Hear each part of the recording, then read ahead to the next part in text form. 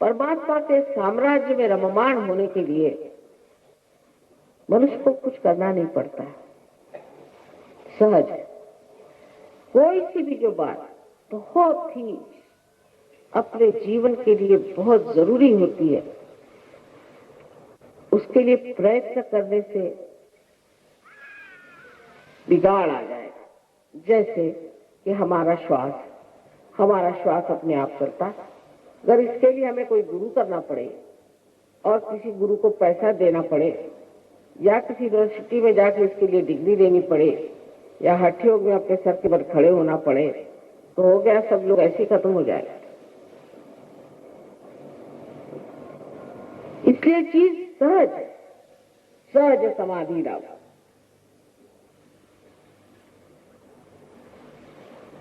और वो जो सहज चीज है उसको अगर आप सीधे से समझ लें तो अपने अंदर त्रिकोणाकार अस्थि में कुंडलिनी नाम की शक्ति है। उसको कबीरदास जी ने सुरति कहा। लेकिन इंसान हर चीज को इस तरह से बिगाड़ता है कि जिस बिहार में इतने बड़े महात्मा हो गए वहां तंबाकू को सुरति कहते हैं। इंसान को कोई चीज दे दो तो उसका बिगाड़ करने में इंसान के बढ़ के तो कोई है ही नहीं, तो उसको सुरति कहते हैं बिहार। तंबाकू को सुरति कहते हैं। सुरति चढ़े कमान, सुरति माने कुंडलिनी जो है वो ऊपर जब चढ़ती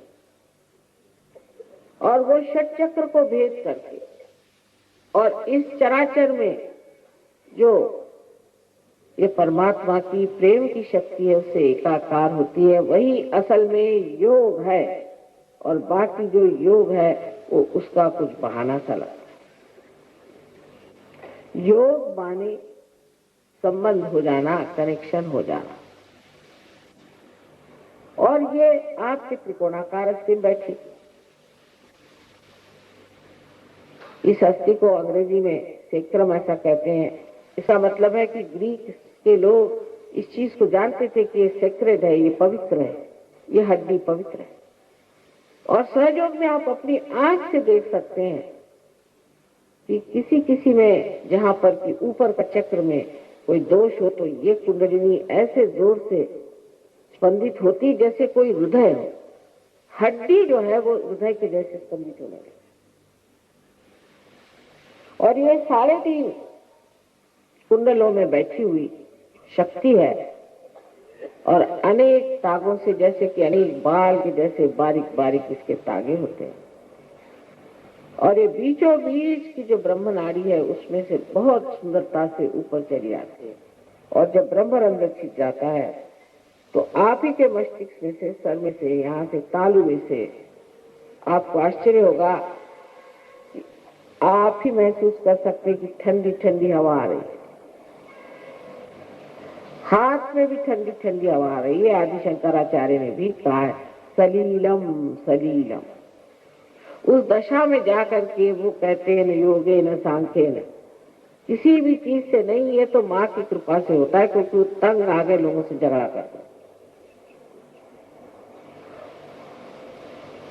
सो ये आपकी माँ है और ये हरेक की अपने अपनी अलग खास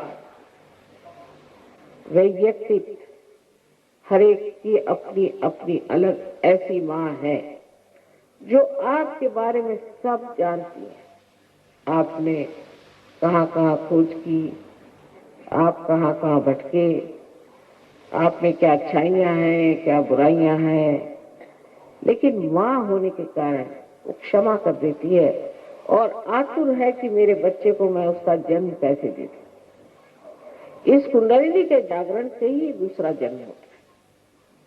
दूसरा कोई और तरीका आत्मज्ञान का नहीं है। ये कुंडलिनी 6 चक्रों में उठती है और ब्रह्मरंध्र को भेदने के बाद आपको खुद ही महसूस होता है चारों तरफ ये ठंडी ठंडी हवा आ रही, सर में से भी ठंडी ठंडी हवा आ रही। पर यह तो सिर्फ एक बाह्य की देखने की चीज हुई। कुंडलिनी के जागरण से आपकी बीमारियां ठीक हो जाती हैं। इसकी सिद्धता तो आपकी दिल्ली यूनिवर्सिटी में ही हो गई, क्योंकि दिल्ली यूनिवर्सिटी ने इसे मान्यता दी और यहाँ अभी 2 डॉक्टर ने एमडी प्राप्त किया। उन्होंने इस पर रिसर्च किया और वो हैरान हो गए कि एक आदमी जो सहयोग करता है और जो सहयोग नहीं करता है उसके शारीरिक सौष्ठव में भी, उसके शारीरिक शक्ति में और दूसरे आदमी के शारीरिक शक्ति में ही बड़ा अंतर है। और भी जो साइकोसोमैटिक जो कि असाध्य रोग हैं उस पर भी मेहनत की गई है और उस पर भी देखा गया इससे असाध्य रोग ठीक होते हैं। तो आप ही के अंदर आपकी शक्ति है और आप ही के अंदर आपकी दवा भी है और आप अपनी ही चीज को प्राप्त करते हैं। इसमें हमारा कोई लेना देना नहीं पड़ता, कोई भी लेना देना नहीं, सब आपका अपना है। जब आप अपनी ज्योति को प्राप्त कर लेते हैं तो आप भी दूसरों को जागरूक कर सकते हैं और आप भी दूसरों को ठीक कर सकते हैं। आप भी उनकी बीमारियां ठीक कर सकते हैं, क्योंकि जैसी जागृति होती है बीमारियां ठीक हो जाती हैं। बहुत सारे असाध्य रोग सहयोग से ठीक हुए हैं इस 19 साल में हमने देखे।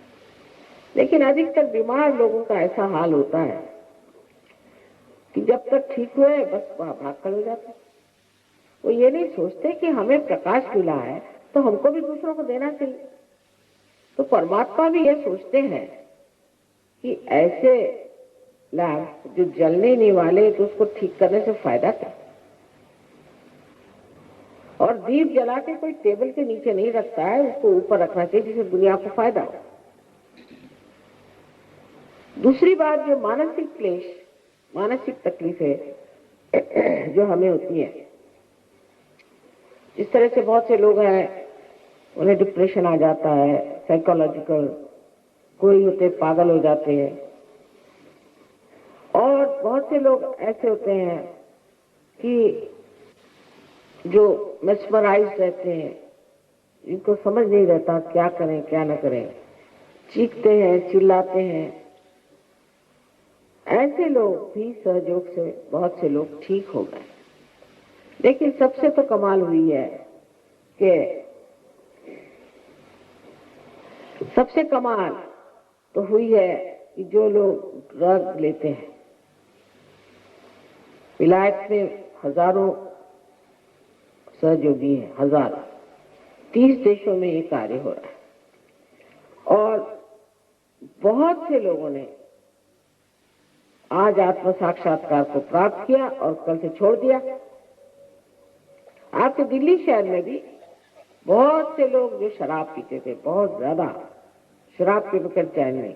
मैं नहीं कहती आप शराब मत पियो, नहीं तो आधे लोग उठ के चल जाएंगे, लेकिन थोड़े हमारे गली में आइए तो शराब छूट जाएगी अपने आप। मैं कभी नहीं कहती, क्यों कहें, जबकि कहने से लोग भाग जाते तो बेहतर है न कहें। अगर कोई आदमी अपने हाथ में सांप लेके खड़ा है, उससे कहो भाई तेरे हाथ में सांप है और अंधेरा है, वो तो जिद्दिया जाएगा, नहीं सांप सांप क्यों है, आप कौन होते बड़े समझाने वाले, रहने दीजिए अपनी अकल। उसी वक्त आप लाइट लगा दीजिए, फौरन सांप छोड़ देंगे। ऐसी चीज, क्योंकि मनुष्य स्वतंत्र हो जाता है असली माने में, उसको किसी भी प्रकार की चीज दबा नहीं सकती। कोई भी आदत उसके व्यक्तित्व को अपने मुट्ठी में नहीं ले सकती। ऐसा आदमी अपनी स्वतंत्रता में, अपने गौरव में खड़ा रहता है।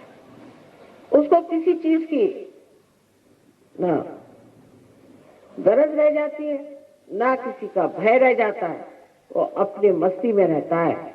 जैसे कि कबीरदास जी ने कहा कि फिर मस्त हुए फिर क्या बोले। आज न जाने क्यों कबीरदास जी की बड़ी याद आ रही है। वो भी दिल्ली आए थे, बड़ी मेहनत कर गए, शायद होगी इन सब संत साधु औलिया, निजामुद्दीन साहब यहाँ हो गए, बड़े बड़े औलिया भी हो गए। इन सब की मेहनत से ही शायद आप लोग आज यहाँ पधारे हैं अपने आत्म साक्षात्कार के लिए।